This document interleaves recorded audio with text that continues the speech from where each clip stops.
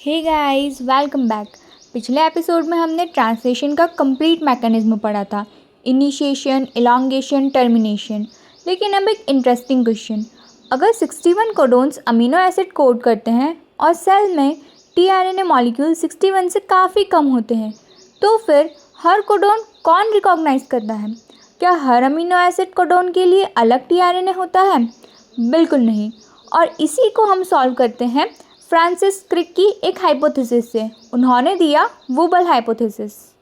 चलो एक एग्जांपल से समझते हैं। सोचो तुम्हारे पास एक चाबी है। नॉर्मली चाबी सिर्फ एक ताले को खोल सकती है, लेकिन अगर चाबी थोड़ी फ्लेक्सिबल हो तो वो 2-3 सिमिलर तालों को खोल सकती है। बिल्कुल वैसे ही एक टीआरएनए कभी कभी एक से ज़्यादा कोडोन्स को रिकॉग्नाइज कर लेता है। इसी फ्लेक्सिबिलिटी को बोलते हैं वुबल। वुबल पोजीशन क्या है? कोडोन में 3 न्यूक्लियोटाइड्स होते हैं, ए, यू, जी। अब क्वेश्चन है, सबसे ज़्यादा फ्लेक्सिबिलिटी किस पोजीशन पर होती है? तो इसका आंसर है एमआरएनए कोडोन के 3rd बेस और टीआरएनए एंटीकोडोन का 1st बेस। यही वुबल पेयरिंग होती है। जैसे कोडोन से GGU, GGC, GGA, GGG, ये चारों ग्लाइसिन को कोड करते हैं। एक ही टीआरएनए इनमें से कई कोडोन्स को रिकॉग्नाइज कर सकता है। इसी वजह से सेल को 61 अलग अलग टीआरएनए की ज़रूरत नहीं पड़ती है। सबसे इम्पॉर्टेंट मॉडिफाइड बेस है आइनोसिन। टीआरएनए के एंटीकोडोन में आइनोसिन प्रेजेंट हो सकता है। ये पेयर कर सकता है यू, सी और ए के साथ में। इसी वजह से एक टीआरएनए मल्टीपल कोडोन्स रीड कर लेता है। अब देखते हैं कि वुबल हाइपोथेसिस का इम्पॉर्टेंस क्या है। तो टीआरएनए की टोटल नंबर कम रहती है, ट्रांसलेशन फास्ट होती है और जेनेटिक कोड इफ़िशेंटली यूज़ हो पाती है। इसी कारण वुबल हाइपोथेसिस इम्पॉर्टेंट है। नेक्स्ट समझते हैं ट्रांसलेशन फिडिलिटी। प्रोटीन बनाते वक्त गलतियाँ कैसे अवॉइड होती है? एक्यूरेसी 2 जगह मेंटेन होती है। एक, amino acid tRNA synthetase correct amino acid को करेक्ट टीआरएनए से अटैच करता है। ये फर्स्ट चेक पॉइंट है। And second, codon anticodon pairing. Ribosome सिर्फ करेक्ट पेयरिंग एक्सेप्ट करता है। ये सेकेंड चेक पॉइंट है। नेक्स्ट आते हैं प्रोटीन फोल्डिंग। ट्रांसलेशन कंप्लीट होती है, प्रोटीन फंक्शनल होती है। हमेशा नहीं, प्रोटीन को पहले प्रॉपर 3D स्ट्रक्चर में फोल्ड होना पड़ता है। अगर फोल्डिंग गलत हुई तो प्रोटीन फंक्शन नहीं करेगी। प्रोटीन फोल्डिंग में हेल्प कौन करता है? मॉलिक्यूलर चैपेरॉन्स। ये प्रोटीन्स न्यूली सिंथेसाइज प्रोटीन्स को सही फोल्डिंग में हेल्प करते हैं। चैपेरॉन्स खुद फाइनल स्ट्रक्चर पार्ट नहीं बनते हैं। कुछ स्पेशल टाइप के चैपेरॉन्स कुछ चैपेरियॉन्स भी बोलते हैं। फॉर एग्जांपल ग्रो-EL और ग्रो-ES इन प्रोकैरियोट्स। ये एक बैरल जैसा चैम्बर बनाते हैं। प्रोटीन उसके अंदर फोल्ड होती रहती है और इसके लिए ATP भी रिक्वायर्ड है। अगर प्रोटीन गलत फोल्ड हो जाए तो क्या होगा? एग्रीगेशन, लॉस ऑफ फंक्शन और कई डिसीजेज। इसे ही कहते हैं मिसफोल्डेड प्रोटीन्स। फॉर एग्जांपल इससे अल्जाइमर डिसीज़, पार्किंसन, हंटिंगटन और प्रायंस डिसीज़ होती है। अब बात करते हैं पोस्ट ट्रांसलेशनल मॉडिफिकेशन की। ट्रांसलेशन के बाद भी प्रोटीन का काम ख़त्म नहीं होता। कई प्रोटीन्स को एक्टिवेट होने के लिए केमिकल मॉडिफिकेशंस चाहिए। इसी प्रोसेस को बोलते हैं पोस्ट ट्रांसलेशनल मॉडिफिकेशंस। कुछ इंपॉर्टेंट जो मॉडिफिकेशंस हैं उसमें सबसे पहला है फॉस्फोराइलेशन। फॉस्फेट ग्रुप ऐड होता है। For example protein kinase. इसका फंक्शन है प्रोटीन को ऑन या ऑफ करना, मतलब सेल सिग्नलिंग में रोल है। सेकंड है ग्लाइकोसाइलेशन। यहाँ शुगर ऐड होती है ER और गोल्गी में। इसका फंक्शन है protein stability and cell recognition. Third है एसिटाइलेशन। एसिटाइल ग्रुप ऐड होता है स्पेशली हिस्टोन्स में। ये काम करता है जीन रेगुलेशन के लिए। Next is methylation. Methyl group add होता है, जीन एक्सप्रेशन रेगुलेट होती है। नेक्स्ट है यूबिक्विटिनाइजेशन। प्रोटीन्स पर यूबिक्विटिन टैग लगाया जाता है। ये सिग्नल होता है कि इस प्रोटीन को डिग्रेड करना है। प्रोटीन जाती है प्रोटियोसोम में और डिग्रेड हो जाती है। नेक्स्ट है disulphide bond formation. Cysteine residues के बीच डबल S बॉन्ड होता है। प्रोटीन्स को स्टेबिलिटी मिलती है स्पेशली सेकेंडरी सिक्रीटरी प्रोटीन्स में।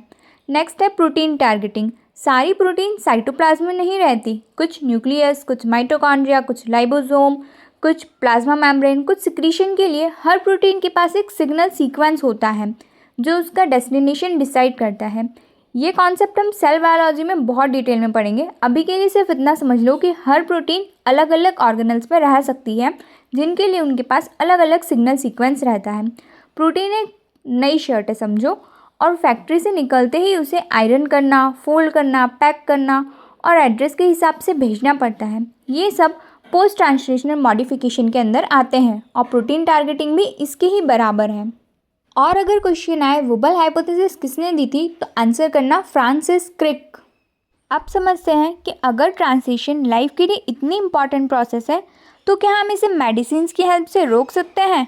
तो हाँ, बिल्कुल रोक सकते हैं। इसी प्रिंसिपल पर बहुत सारे एंटीबायोटिक्स और टॉक्सिन्स काम करते हैं। सबसे पहले कॉन्सेप्ट समझो, एंटीबायोटिक्स बैक्टीरिया को ही क्यों मारते हैं, हमारे राइबोसोम्स को क्यों नहीं? क्योंकि बैक्टीरिया के राइबोसोम 70S होते हैं और हम ह्यूमंस में 80S। इससे स्ट्रक्चर डिफरेंस की वजह से बहुत सारे एंटीबायोटिक्स सिलेक्टिवली बैक्टीरिया के राइबोसोम को टारगेट करते हैं। प्रोकैरियोट्स में 70S होता है, मतलब 50S + 30S, और ह्यूमंस में 80S = 60S + 40S। तो कुछ एंटीबायोटिक्स जैसे स्ट्रेप्टोमाइसिन्स 30S राइबोसोम के इनहिबिटर हैं। ये 30S राइबोसोम सब यूनिट पर बाइंड करते हैं, जिससे mRNA गलत रीड होता है और रॉन्ग प्रोटीन्स बनते हैं।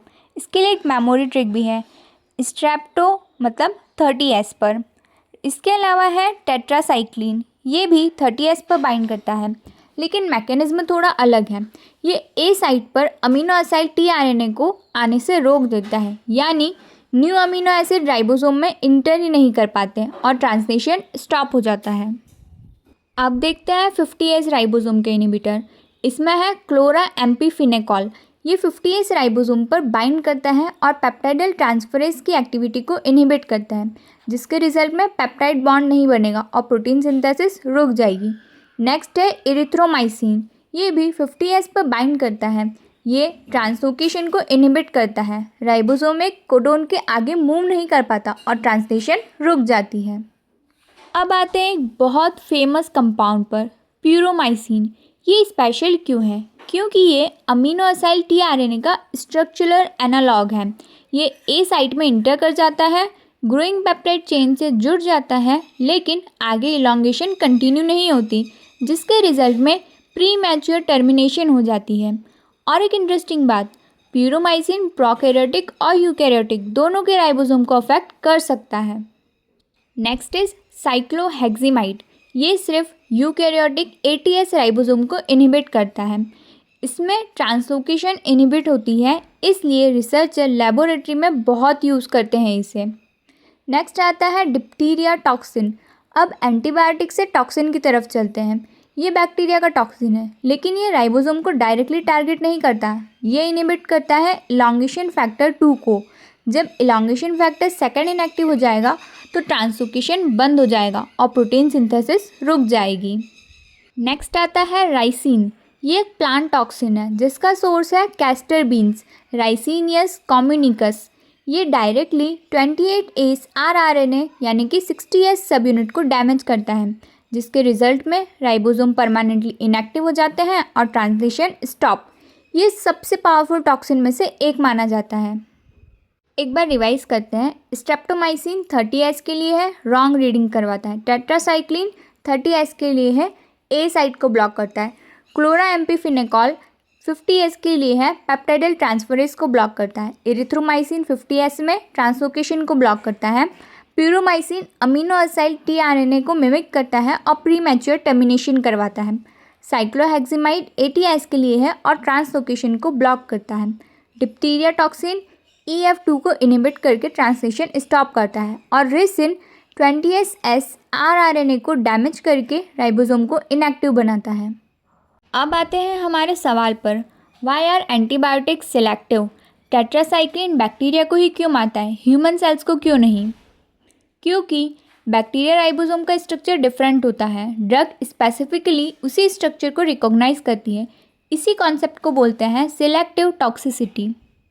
इसी प्रिंसिपल का क्लिनिकल इम्पोर्टेंस भी है, जिसके कारण ट्यूबरकुलोसिस का ट्रीटमेंट, टाइफाइड, निमोनिया और बैक्टीरियल इन्फेक्शंस का ट्रीटमेंट पॉसिबल है, क्योंकि हम बैक्टीरिया की प्रोटीन को सिंथेसाइज होने से रोक देते हैं। इसके अलावा आपको ये पता है कि ट्रांसलेशन हमेशा एक फिक्स रीडिंग फ्रेम में नहीं होता। एक न्यूक्लियोटाइड के इंसर्ट और डिलीट होने से पूरी रीडिंग फ्रेम शिफ्ट हो सकती है। इससे पूरा प्रोटीन सीक्वेंस बदल सकता है, जिससे फ्रेम शिफ्ट म्यूटेशन हो सकता है। इसके अलावा साइलेंट म्यूटेशन में अमीनो एसिड सेम रहता है। मिससेंस म्यूटेशन में एक अमीनो एसिड दूसरे से रिप्लेस हो जाता है और नॉनसेंस म्यूटेशन में स्टॉप कोडॉन जल्दी आ जाता है और प्रोटीन छोटी बन जाती है। और हमें ये तो पता है कि 20 अमीनो एसिड होते हैं, लेकिन उसके अलावा सेलिनोसिस्टीन को 21st अमीनो एसिड कहा जाता है। यूजीए स्टॉप कोडॉन को स्पेशल कंडीशन में सेलिनोसिस्टीन के लिए यूज़ किया जाता है और पायरोलाइसिन को 22nd अमीनो एसिड माना जाता है। कुछ आर्किया और बैक्टीरिया में ये मिलता है। अब देखते हैं प्रोटीन टर्नओवर। हर प्रोटीन परमानेंट नहीं होता। पुरानी या डैमेज प्रोटीन्स को यूबिक्यूटिन प्रोटियोसोम सिस्टम डिग्रेड करता है। सेल में प्रोटीन सिंथेसिस और डिग्रेडेशन दोनों कंटिन्यूसली चलते रहते हैं और इसी के साथ हमारा ये सीरीज़ भी चलता रहेगा। आप बस PYQ लगाना मत भूलना। मिलते हैं नेक्स्ट वीडियो में। Thank you so much for watching.